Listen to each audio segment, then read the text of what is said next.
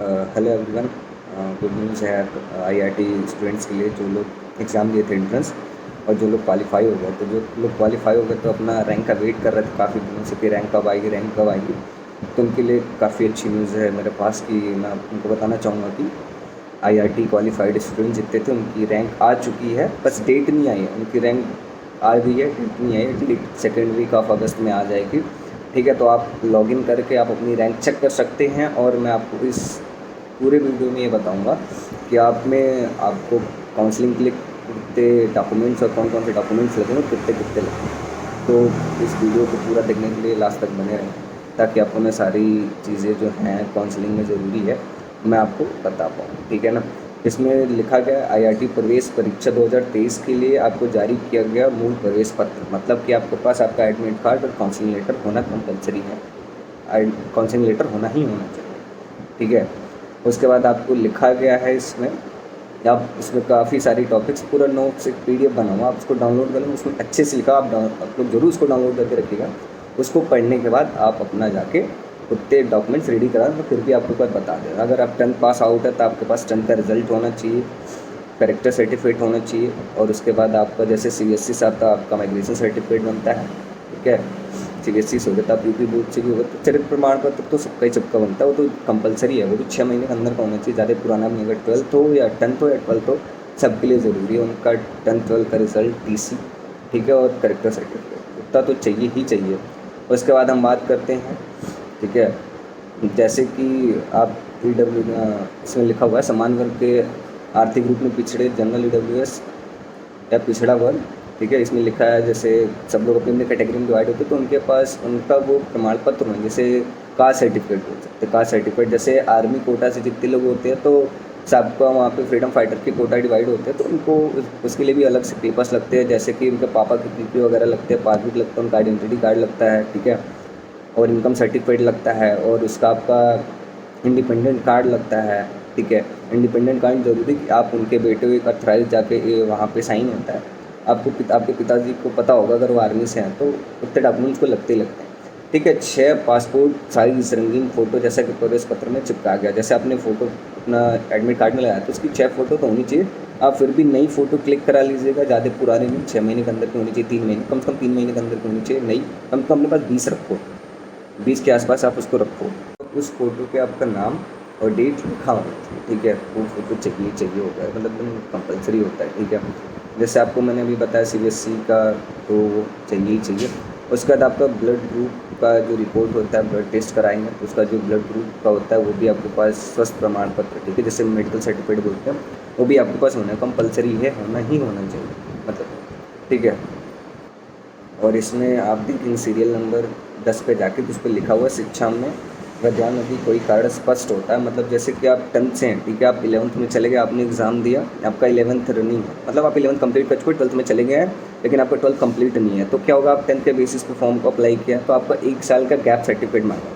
तो gap certificate आपको तो मिलने से रहा नहीं, तो आप वहाँ पर क्या करेंगे, वहाँ पे आप एफिडेविट लगाएंगे, एफिडेविट बनाएंगे कि हाँ मैंने, मतलब ये मेरा रनिंग था 1 साल का, मेरा इस वजह से गैप हो गया, इस कारण से मैं 12th पास हूँ, इसलिए मैं 10th के बेसिस पे एडमिशन ले रहा हूँ। तो आपको कहीं भी कचहरी में जाके एफिडेविट में बता देंगे तो बना देंगे। ठीक है, और आपके पास टीसी माइग्रेशन सर्टिफिकेट की कॉपी होनी चाहिए, मतलब आपके पास सारे डॉक्यूमेंट की कम से कम 4 से 5 कॉपी रखो कि वहाँ पे आपको कम ना पड़े।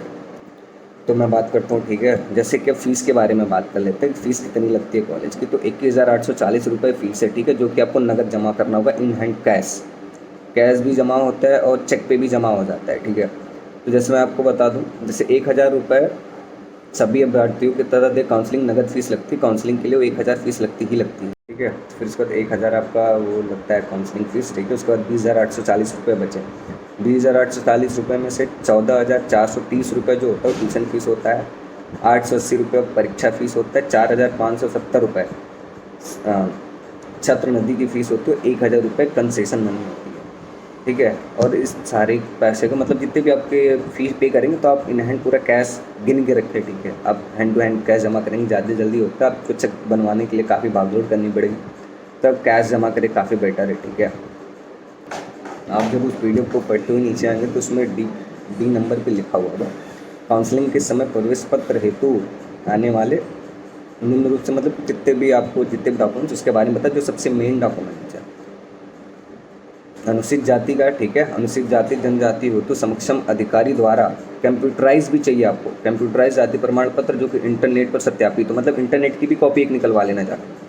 वो आपकी जो मेन कॉपी होगी वो तो होगी, उसके बाद कंप्यूटर की भी कॉपी जो होगी कंप्यूटराइज, उनको बोलो मुझे इसका कंप्यूटराइज कॉपी दे दो वो भी आपको दे देंगे सॉरी। यदि प्रमाण पत्र पर इंटरनेट पर नहीं प्रमाणित होता है तो वो तुरंत वहाँ पे रिजेक्ट कर दिया जाएगा, ठीक है, वो आपके पास होना ही होना चाहिए।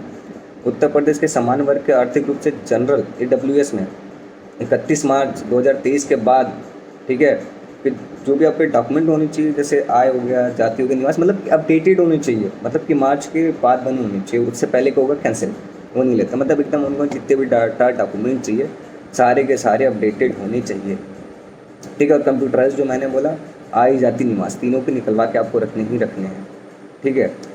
उसका आपको 3 महीने, 6 महीने से 3 महीने, मतलब कि एकदम फ्रेश आप जितना रखेंगे आपके लिए उतना ही अच्छा ही होगा, ठीक है। उसके आगे हम बात कर सकते हैं जैसे कि जो क्वालिफाइड, जो स्टूडेंट है जो क्वालिफाइड है उसको खुद जाकर एडमिशन लेना होता है, ना कि उनके घर वाले भैया पापा मम्मी कोई रिश्तेदार जाके वहाँ पे एडमिशन नहीं करा सकते हैं, ठीक है, तो उन्हें खुद जाना पड़ता है। तो आप अपने पास साथ पूरा जितना भी डॉक्यूमेंट्स हो सब कुछ रख कर, कोई भी आपका हाथ से मिस होना नहीं चाहिए, ठीक है। उसके बाद रही बात, आप ब्रांच की बात कर लेते हैं कि कितनी ब्रांचेस मिली, कौन कौन सी ब्रांचेस मिली, ठीक है ना। तो ब्रांचेस के बारे में आपको बता दूँ, वहाँ पे electrical, electronics, civil city, civil PhD, ठीक है। फिर इसके बाद आते हैं हम मैकेनिकल में, मैकेनिकल प्रोडक्शन, पावर प्लांट, ठीक है, mechanical auto, mechanical tool instrumentation, ठीक है, प्लास्टिक, इतनी सारी ब्रांचेज हैं। अब आपको खुद से सेलेक्ट करना होता है कि आप किस में इंटरेस्टेड हो, ठीक है, मैकेनिकल में हो, सिविल में हो, इलेक्ट्रिकल में हो, प्लास्टिक में हो, तो आपके ऊपर डिपेंड करता है आपको चूज़ क्या करना है। आप पहले से अपना माइंड सेटअप बना के आए, वहाँ पे ब्रांचेस अपने माइंड सेटअप मतलब बना के कि फर्स्ट प्रायोरिटी हमारी ये ब्रांच है, उसके बाद ये नहीं मिली तो ये, आप जो सोच के जाएंगे तो ऐसा नहीं कि एकदम 100% मिल ही जाए, आपकी रैंक काफ़ी अच्छी है, काफ़ी बेहतर, तो आप जो सोच के जाएंगे तो आपको मिल ही जाएगा। लेकिन आप फिर भी अपने एक बार माइंड सेटअप बना के जाएंगे, मुझे ये नहीं मिलेगा तो मुझे ये चाहिए ही चाहिए। और कोई डाउट हो तो आप मेरे इंस्टाग्राम पे मैसेज कर सकते हैं, मुझे यूट्यूब पे भी मेरे कमेंट्स कर सकते हैं, मैं आपको रिस्पॉन्स ज़रूर दूँगा किसी भी तरह का डाउट है। Thank you so much. जल्द से जल्द इसकी काउंसलिंग डेट आ जाएगी तो मैं भी आपको इसके बारे में अपडेट कर दूँगा, ठीक है। अपने फ्रेंड्स को भी शेयर करके रखें और हमें सब्सक्राइब करके रखें ताकि जितनी भी लेटेस्ट अपडेट्स और जो भी आपके प्रॉब्लम्स मैं कॉलेज रिलेटेड मैं सॉल्व कर पाऊँ, ठीक है। आज के लिए इतना ही, थैंक यू सो मच।